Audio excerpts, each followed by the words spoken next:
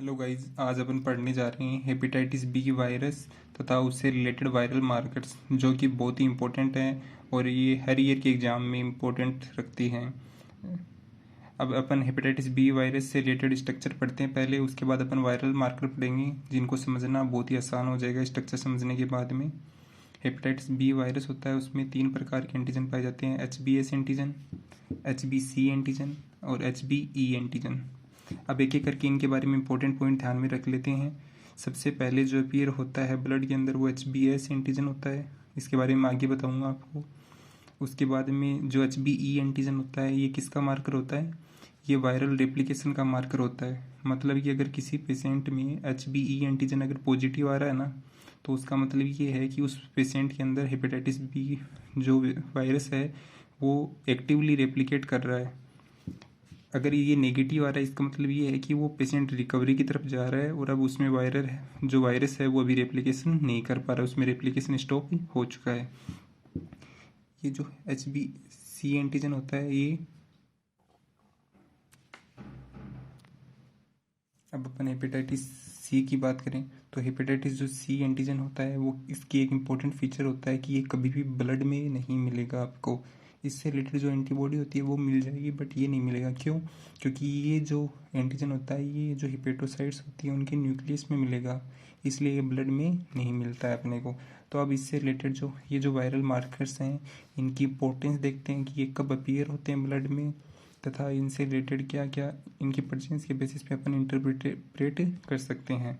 तो एक एक करके देखते हैं। इससे अब ये देख लेते हैं, इसका जो सेंट्रल पार्ट होता है उसके अंदर DNA पॉलीमरेज एंजाइम होता है।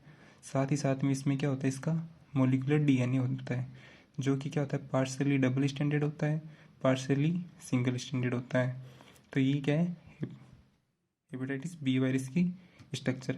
अब इससे रिलेटेड अपन वायरल मार्कर्स देखते हैं कौन से कब अपीयर होते हैं। इसके लिए अपने पास एक ट्रिक है। जो ये ट्रिक है, ये क्या है, ट्रिक के बारे में अपन देखते हैं। ये ट्रिक है SECES। SECES, इसको आगे से पढ़ो या पीछे से पढ़ो, जैसे पैलिंड्रोम होता है ना, उसी तरह है ये। SECES, SECES, इसको याद कर लो आप, इसको रट्टा मार लो, ये बहुत ही इंपॉर्टेंट है। कैसे, अब अपन देखेंगे, इसी के बेसिस पे सब कुछ समझ में आ जाएगा अपने को। S4 क्या है, पहला है HbS एंटीजन, इसको सीक्वेंस में याद रखना है आपको। E4 क्या है, HbE एंटीजन। ये HbE एंटीजन क्या होता है, मार्कर ऑफ रेप्लिकेशन। जो मैंने बताया था ना आपको कि अगर वायरस में ये प्रेजेंट है, किसी पेशेंट के अंदर पॉजिटिव आ रहा है, इसका मतलब ये है कि वो वायरस रेप्लिकेट कर रहा है। नेगेटिव आ रहा है तो मतलब उसका रेप्लिकेशन स्टॉप हो चुका है। फिर क्या होता है, सी मतलब क्या है, एंटीबॉडी है, HbC एंटीबॉडी।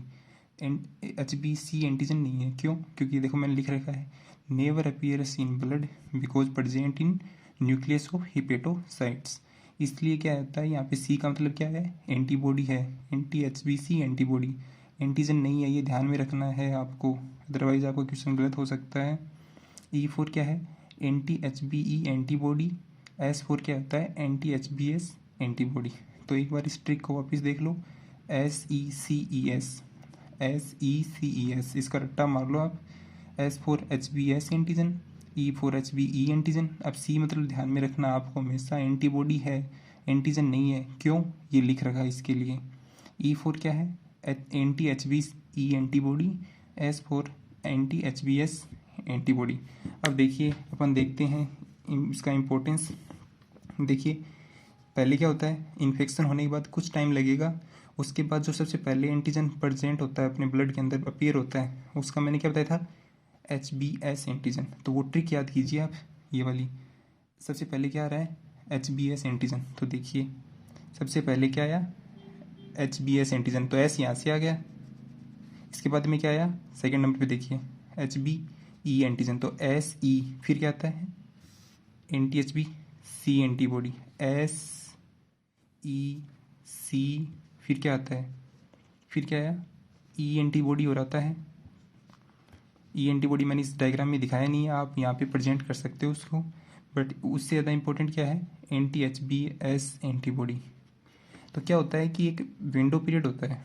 विंडो पीरियड क्या होता है, वो पीरियड जिसमें HbS एंटीजन भी नहीं है, देखो यहाँ पे ख़त्म हो गया, और वो पीरियड जिसमें एंटी HBS एंटीबॉडी भी अपीयर नहीं हुई है। तो ये जो पीरियड होता है इसको अपन क्या बोलते हैं, इसको बोलते हैं अपन विंडो पीरियड, जिसमें HBS एंटीजन भी नेगेटिव आएगा, आप वायरल मार्कर की जांच कराओगे, साथ ही साथ में एंटी HBS एंटीबॉडी भी क्या आएगी, नेगेटिव आएगी, इसलिए इसको क्या कहते हैं, विंडो पीरियड। अब एक इसकी इंपॉर्टेंस देखते हैं। ये जो एंटी HBC एंटीबॉडी होती है ये 2 टाइप की होती है। ये तो आपने पढ़ा होगा इम्यूनोलॉजी में कि जो एक्यूट इन्फेक्शन में जो एंटीबॉडी होती है वो IgM टाइप की होती है, जो क्रोनिक में होती है वो IgG टाइप की होती है। तो देखो इसमें क्या इंपॉर्टेंस है, जो एक्यूट इन्फेक्शन होता है ना IgM, ये वाली जो एंटीबॉडी होती है IgM, ये ही एंटीबॉडी किस में प्रेजेंट होती है, विंडो पीरियड में। विंडो पीरियड में और कुछ पॉजिटिव नहीं मिलेगा आपको, केवल और केवल IgM टाइप की जो एंटी HBC एंटीबॉडी है यही पॉजिटिव मिलेगी। तो जो मैंने ट्रिक बताई थी SECES, ये बहुत इंपॉर्टेंट है। देखो कैसे, S सबसे पहले फिर और फिर E फिर C, फिर यहाँ पे आप बना सकते हो ऐसे ऐसे करके, ये क्या हो गया, ये क्या हो गया, ये हो गया एंटी HBE एंटीबॉडी, फिर क्या आ गया, फिर क्या आ गया, एंटी HBS एंटीबॉडी। अब इसमें 2 चीज़ें ध्यान में रखने की है। विंडो पीरियड का मतलब होता है HBS एंटीजन भी नेगेटिव है, एंटी HBS एंटीबॉडी भी नेगेटिव है, तो इनके बीच का जो टाइम होता है इसमें क्या क्या पॉजिटिव मिलेगा आपको, IgM टाइप की एंटी HBC एंटीबॉडी, और एक होता है एक्यूट में IgM टाइप की एंटीबॉडी मिलेगी, क्रोनिक में IgG टाइप की एंटीबॉडी मिलेगी। अब देखिए एक टेबल बना रखी है, इस टेबल से सब कुछ समझ में आ जाएगा, जो अब तक पढ़ा है उसका पूरा का पूरा अपने को क्या है अपने पास से, इसकी क्या समरी है एक तरीके से। देखिए पहले क्या मिला, HBS एंटीजन पॉजिटिव है, आपको आपने पेशेंट के वायरल मार्कर कराए तो पहले केस में आपको क्या मिला, HBS एंटीजन पॉजिटिव मिला, HBE एंटीजन पॉजिटिव मिला, और IgM anti HBC antibody positive मिला, और ये नेगेटिव मिले। तो इससे क्या पता चल रहा है अपने को, एक्यूट। इससे क्या पता चल रहा है, हेपेटाइटिस B इन्फेक्शन। और E से क्या पता चल रहा है, हाईली रेप्लिकेटिंग या एक्टिवली रेप्लिकेटिंग वायरस। तो किससे क्या लिखेंगे, एक्यूट किससे पता चला, IgM से इन्फेक्शन, हेपेटाइटिस B इन्फेक्शन इससे, और हाई रेप्लिकेशन किससे पता चला, ये पॉजिटिव है इसलिए। अगर ये नेगेटिव होता तो मतलब विदाउट हाई रेप्लिकेशन लिख सकते थे अपन। अब अगला केस देखते हैं, आपने पेशेंट के वायरल मार्कर करवाए, ये पॉजिटिव आया, इसका मतलब हेपेटाइटिस B इन्फेक्शन प्रेजेंट है। ये पॉजिटिव आया मतलब हाई रेप्लिकेशन भी प्रेजेंट है। ये पॉजिटिव आती है मतलब मैंने क्या बताया था, ये देखिए ये पॉजिटिव IgG पॉजिटिव आती है मतलब क्रोनिक है, तो इसका मतलब क्या हो गया, क्रोनिक है। तो क्या हो जाएगा, इसको क्रोनिक इन्फेक्शन बोल देंगे विद हाई रेप्लिकेशन। क्यों है, क्योंकि ये पॉजिटिव है।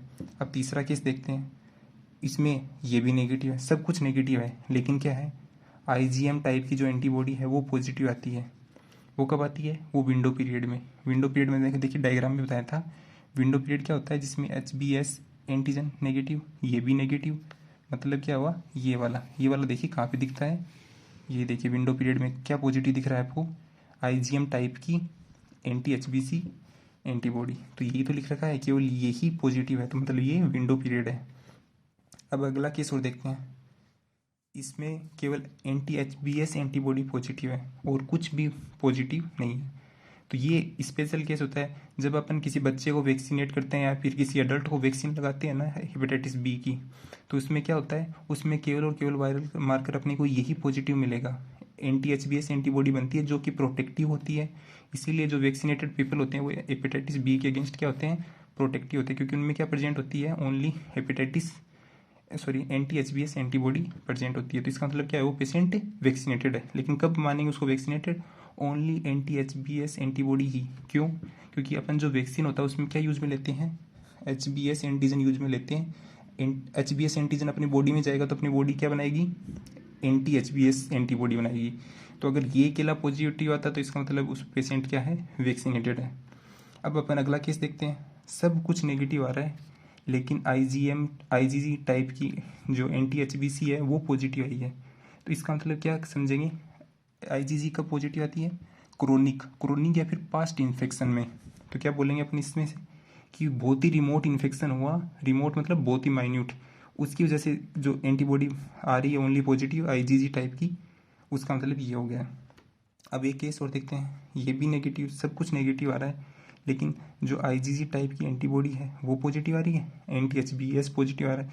जब ये दोनों पॉजिटिव मिलते हैं तो इसका मतलब पेशेंट ने क्या कर ली है, रिकवर हो गया है, जो हेपेटाइटिस बी इन्फेक्शन हुआ है उससे रिकवर हो गया है। तो अब अपन एक बार फिर से देख लेते हैं इसको, क्या इसकी ट्रिक है, SECES, S for HBs antigen, HBE antigen, anti-HBC antibody, anti-HBE antibody, S for anti-HBs antibody. अब इसकी इंपॉर्टेंट कहाँ पे, इस इमेज में। ये अगर आपकी थ्योरी एग्जाम में आता है तो भी आपको ये डायग्राम बना के आना, इसका अच्छा इंप्रेशन जाएगा, टीचर इसको देखते ही नंबर दे देगा। अब कैसे याद रखना है, SECES। तो देखिए इस साइड में अपन टाइम के हिसाब से जाते हैं ना, तो ये ऐसे कैसे इस क्रम में ही प्रेजेंट होते हैं सारे। इंपॉर्टेंस क्या है, विंडो पीरियड में केवल IgM टाइप की anti-HBC पॉजिटिव मिलेगी, और जो एक्यूट होता है उसमें भी ये, और क्रोनिक में IgG टाइप की। अब इसकी समरी देख लेते हैं अपन। इसका मतलब क्या है, HBs एंटीजन प्रेजेंट हो रहा है मतलब हेपेटाइटिस बी का इन्फेक्शन हुआ है। ये पॉजिटिव हुआ मतलब हाई रेप्लिकेशन है। ये पॉजिटिव IgM टाइप की एंटीबॉडी पॉजिटिव मतलब एक्यूट इन्फेक्शन है। तो देखिए acute hepatitis B infection with high replication. अब इसमें क्या है, इसमें चेंज है कि IgG टाइप की एंटीबॉडी पॉजिटिव है, तो इसका मतलब क्रोनिक इन्फेक्शन हो गया। समझ में आ गया। अगर ओनली और ओनली IgM टाइप की एंटीबॉडी पॉजिटिव है ना, तो मतलब विंडो पीरियड। और इसके अलावा अगर सब कुछ नेगेटिव है और एक HBs पॉजिटिव है तो वैक्सीनेटेड, क्योंकि वैक्सीन में ये वाला एंटीजन काम में लेते हैं जिसके अपोजिट क्या बनेगी, एंटीबॉडी बनेगी ये वाली। तो यही पॉजिटिव मिलेगी वैक्सीनेटेड पीपल में। अगर IG इम्यूनोग्लोबिन G पॉजिटिव है तो क्या होगा, रिमोट इन्फेक्शन को डिनोट करती है। और अगर सब कुछ नेगेटिव है लेकिन IgG anti-HBC पॉजिटिव है और anti-HBs एंटीजन एंटीबॉडी पॉजिटिव है, तो वो किसको डिनोट करती है, वो रिकवरी को डिनोट करती है कि पेशेंट रिकवर हो चुका है। और 90% केसेज में विदाउट ट्रीटमेंट पेशेंट क्या हो जाता है, हेपेटाइटिस बी का रिकवर हो जाता है। कुछ ही ऐसे केस होते हैं जिनमें अपने को टिनोफोविर या एंटेकाविर जो टेबलेट होती हैं वो देने की ज़रूरत होती है। अदरवाइज 90% केस में क्या हो जाएगा, एक्यूट जो हेपेटाइटिस बी का इन्फेक्शन होता है वो रिकवर हो जाता है। तो आई होप ये आपको बहुत ही काम में आएगा, इसको अच्छे से सुनिए। ये दो बहुत ही इंपॉर्टेंट पॉइंट हैं, HBC एंटीजन और HBE एंटीजन। ये वायरल मार्कर होता है किसका, रेप्लिकेशन का, और ये कभी भी ब्लड के अंदर प्रेजेंट नहीं होगा। तो देखिए आपने इसमें भी आपको कभी कहीं नहीं दिखाई दिया HBC एंटीजन, इस वाले में भी और इस वाले में भी मैंने नहीं लिखा, क्योंकि ये अभी कभी अपने को मिलेगा ही नहीं। क्यों, क्योंकि ये किस में प्रेजेंट होता है, हिपेटोसाइट के न्यूक्लियस में प्रेजेंट होता है, ना कि ब्लड के अंदर। तो ये बहुत ही इम्पोर्टेंट है, इसको अच्छे से देखिए एक बार, ये बहुत काम में आएगा। अगर आपको इस वीडियो से कुछ सीखने को मिला है तो please like, share and subscribe. Thank you.